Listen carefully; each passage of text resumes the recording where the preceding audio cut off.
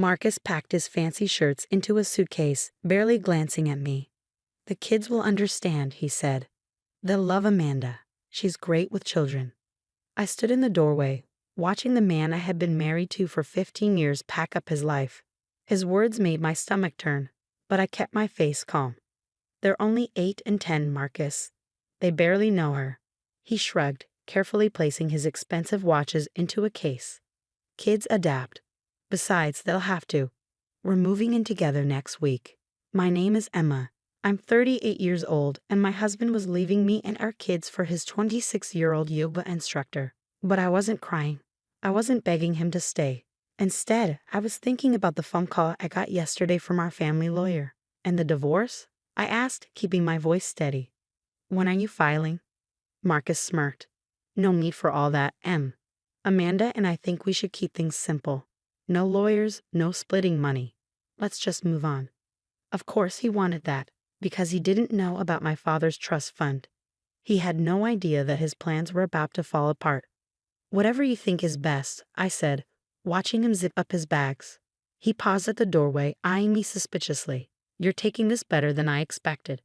I smiled, thinking about the bank statement arriving tomorrow. I've learned to adapt. 12 hours earlier, I had sat in Mr. Thompson's office, our lawyer, as he explained something that changed everything. "Your father was a smart man, Emma," he said, pulling out a thick folder.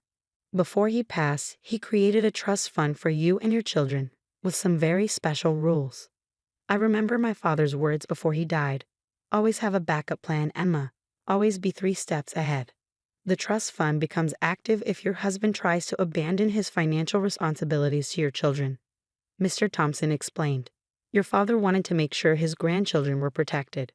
I thought about how Marcus always controlled our money, how he gave me an allowance while he spent freely on himself. "And Marcus doesn't know about this?" I asked. Mr. Thompson smiled. "Your father was clear. Marcus was never supposed to know unless he triggered the conditions. And since he's been emptying accounts and trying to sell property without your consent, it's time." Now, I watched Marcus load his bags into his shiny sports car, completely unaware that by tomorrow, his bank accounts would be frozen. "I'll call you about seeing the kids," he said, closing the trunk, "once Amanda and I are settled." Upstairs, our children, Lily and James, watched their father leave. Lily pressed her small hand against the window, confused and hurt. James stood behind her, his face angry. No 10-year-old should have to feel that. "Take care, Marcus," I said softly. He drove away without looking back. He thought he was heading toward a perfect new life. But by tomorrow morning, the money he'd been secretly using to pay for Amanda's luxury apartment would be gone. I walked back inside and climbed the stairs to my children's rooms. They needed me now more than ever. But I wasn't worried about our future. My father had made sure we would be okay. Lily looked up at me, tears in her eyes. Is Daddy really going to live with his friend now? I sat on her bed, pulling both her and James close. "Yes, sweetie. But we're going to be okay. Better than okay." "How do you know?" James asked, trying to sound tough. I thought about the trust fund, about everything my father had planned to protect us. I thought about Marcus's face when he realized he had lost everything. "Because your grandpa made sure of it," I said, hugging them tighter. "And tomorrow, Daddy is going to learn what happens when someone forgets what really matters." That night, as my children slept, I sat in my office, getting ready for what came next. My phone buzzed with a text from Marcus. "Amanda thinks we should take the kids to Disneyland next month. Show them how fun their new life can be." I didn't reply. Instead, I opened my email. Mr. Thompson had sent me tomorrow's schedule. While Marcus dreamed about vacations, a team of financial experts was already tracking every bad decision he had made. The kids would be okay. I would make sure of it. And as for Marcus, he was about to learn that some choices have consequences. The next morning, my phone started ringing at 7:15 a.m. Marcus's name flashed on the screen, but I ignored it. By the 4th call, I could imagine his panic. His credit cards weren't working, his bank accounts were locked, and all his secrets were coming out. I was making breakfast for the kids when the front door burst open. Marcus stormed in, his face red with anger. "What did you do?" he shouted, waving his phone. "Every account is frozen, even my personal ones." Lily stopped eating her pancakes. James gripped his fork tightly. I stayed calm. pouring more orange juice. Kids, why don't you eat in the playroom? Mom needs to talk to Dad. Once they were gone, I turned to Marcus. Rough morning. Fix this, he demanded. Amanda and I were supposed to put a deposit on our new house today. The realtor is waiting. I leaned against the counter, remembering how he had always brushed off my concerns about money. I'm not the one you need to talk to. Our lawyer, Mr. Thompson, is handling everything now. What does that old fossil have to do with this? The doorbell rang. Perfect timing. I opened it to find Mr. Thompson, looking sharp in his charcoal suit, holding a thick folder. Mrs. Sullivan, he greeted me. And Mr. Sullivan, good. This saves me a phone call. Marcus frowned. What's going on? Please have a seat, Mr. Thompson said, placing his briefcase on the table. We have a lot to discuss about your financial decisions. My finances are none of your business, Marcus snapped. Actually, Mr. Thompson said, opening his folder, they became my business the moment you violated the rules of the Sullivan Family Trust. Marcus's face turned pale. What trust? The one Emma's father created before he passed away. It has been watching your financial activities for the past 15 years, Mr. Thompson explained, and it activates when a spouse tries to abandon their financial responsibilities to the children. Marcus dropped into a chair, his confidence fading. That's impossible. I would have known. Would you? I asked. You always told me not to worry about complicated money stuff. You never even read the documents. Mr. Thompson pulled out some papers. Let's review your actions. Last month, you emptied 3 joint accounts. You tried to sell properties that belonged to the trust. You made large payments to an outside party. Those were business expenses. Marcus interrupted. The rent for Amanda's apartment wasn't a business expense, I said. Neither was the car or the jewelry you bought her. Marcus's eyes widened. You knew. I knew everything, I said. My dad taught me to always be prepared. Mr. Thompson continued. The trust has rules about financial misconduct. All joint assets are frozen. Your personal accounts are under investigation. The properties you tried to sell are protected by the trust. You can't do this, Marcus muttered. We already have, Mr. Thompson replied, pulling out another document. Your actions triggered the trust's rules. All assets will be managed by the trust until your divorce is finalized.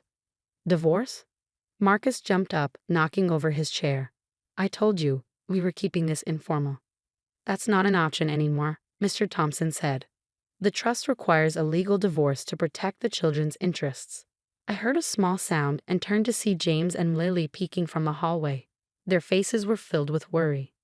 Perhaps we should continue this at my office, Mr. Thompson suggested. 2 p.m. today. Your presence is required, Mr. Sullivan.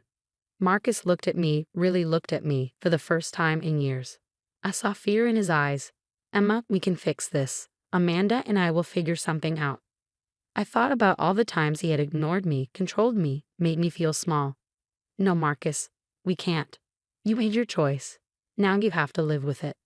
After they left, Marcus, probably to explain to Amanda why their house wasn't happening, and Mr. Thompson to prepare for our meeting, I sat with my kids in the playroom. Is Dad in trouble? James asked. Dad made some bad choices, I said, pulling them close. But Grandpa made sure we'd be okay. Even though Grandpa is in heaven?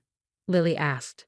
I smiled, thinking about my father's wisdom, especially because he's in heaven. He loved us so much, he made sure we'd always be taken care of. My phone buzzed. A text from Amanda. This isn't fair. Marcus promised me that house. I blocked her number without replying. The trust fund hadn't just protected us.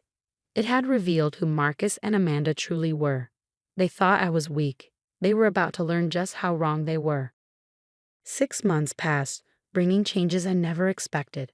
The divorce proceedings moved swiftly, backed by the trust fund's legal team. Marcus's attempts to hide assets crumbled under forensic accounting. Amanda disappeared the moment she realized there would be no luxury house, no lavish lifestyle, no easy path to wealth. I sat in Mr. Thompson's office, reviewing the final settlement papers. The trust fund hadn't just protected us. It had revealed years of Marcus's financial deceptions. Your father would be proud, Mr. Thompson said, sliding the last document across his desk.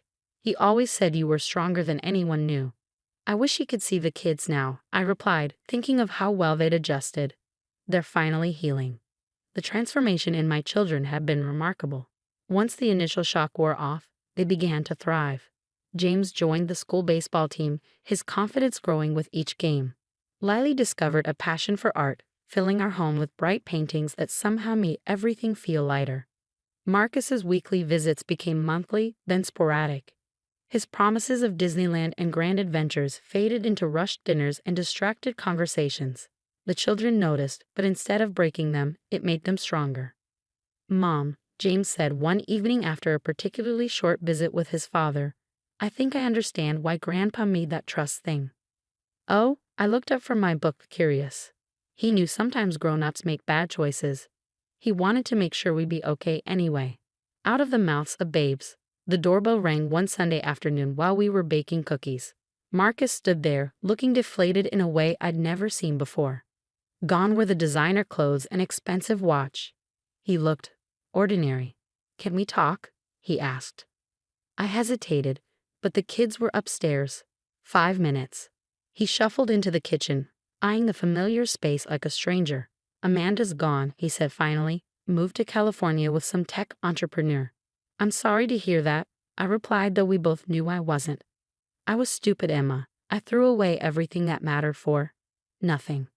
I thought about responding, about pointing out all the ways he'd hurt us. But what was the point? His consequences weren't my responsibility anymore. "The kids miss you," I said instead. "When you do show up." He flinched. "I know. It's hard seeing them, seeing what I gave up." "They're not a punishment, Marcus. They're your children." He nodded, running a hand through his hair, a nervous gesture I remembered from our early days.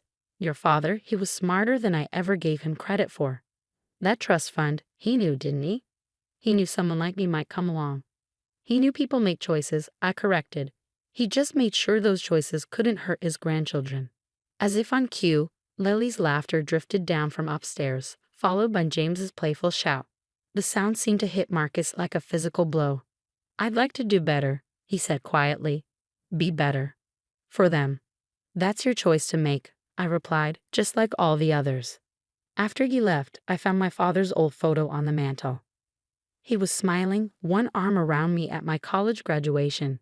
He'd already been sick then, but his eyes were sharp, determined. "You were right, Dad," I whispered. "About everything." Today, a year after Marcus first walked out, our lives have found a new rhythm. The trust fund ensured we kept our home. The children's education would be secure, and we had the freedom to rebuild without fear. Marcus, he's trying in his way. Weekly dinners with the kids, showing up to James's baseball games, attending Lily's art shows. It's not the family we were, but maybe it's the family we needed to become.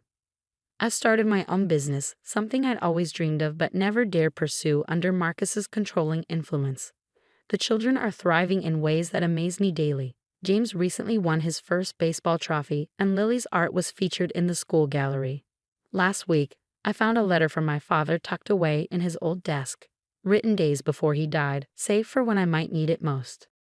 "My dearest Emma, by the time you read this, you'll understand why I set up the trust the way I did. Not just to protect you, but to remind you of your own strength.